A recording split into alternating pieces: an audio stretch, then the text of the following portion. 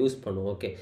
Array data ஸ்ட்ரக்சர்லாம் என்னென்னா, இப்போ நம்ம வந்து ஒரு வேரியபிளில் வந்து ஒரு வேல்யூ தான் நம்மளால் சேவ் பண்ணி வைக்க முடியும். கரெக்டாக. இதே மாதிரி நம்ம வந்து லெட் ஏஆர்ஆர்னு ஒரு நேம் கொடுத்துருக்கேன். இதுக்குள்ளே நான் வந்து இப்போது ஒரு வேல்யூ தான் சேவ் பண்ணி வைக்க முடியும். இப்போ நம்ம இதை வந்து பிரிண்ட் பண்ணி பார்த்தா